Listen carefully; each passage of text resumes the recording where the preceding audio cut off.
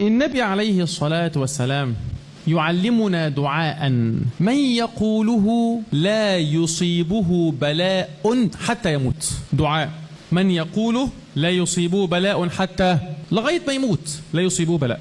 ما هو هذا الدعاء؟ أن تدعو فتقول اللهم إني أسألك ما قضيت لي من أمر أن تجعل عاقبة أمرنا رشدا.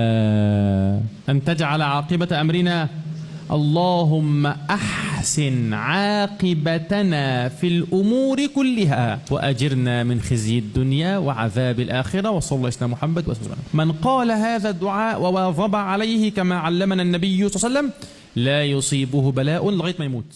النبي عليه الصلاة والسلام يعلمنا دعاء من يقوله لا يصيبه بلاء حتى يموت. دعاء من يقوله لا يصيبه بلاء حتى لغاية ما يموت لا يصيبه بلاء.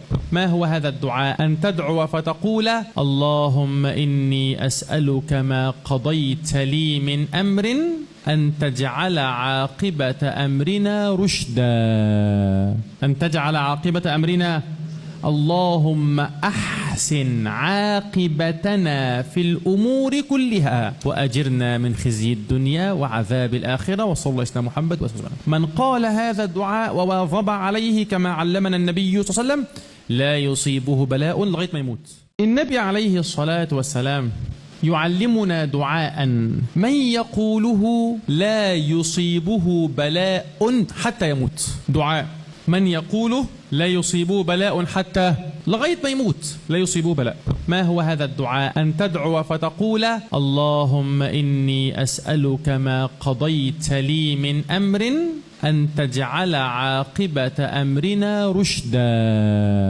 أن تجعل عاقبة أمرنا، اللهم أحسن عاقبتنا في الأمور كلها وأجرنا من خزي الدنيا وعذاب الآخرة. وصلى الله على محمد وسلم. من قال هذا الدعاء وواظب عليه كما علمنا النبي صلى الله عليه وسلم لا يصيبه بلاء لغاية ما يموت. النبي عليه الصلاة والسلام يعلمنا دعاء من يقوله لا يصيبه بلاء حتى يموت. دعاء من يقوله لا يصيبه بلاء حتى لغاية ما يموت لا يصيبه بلاء.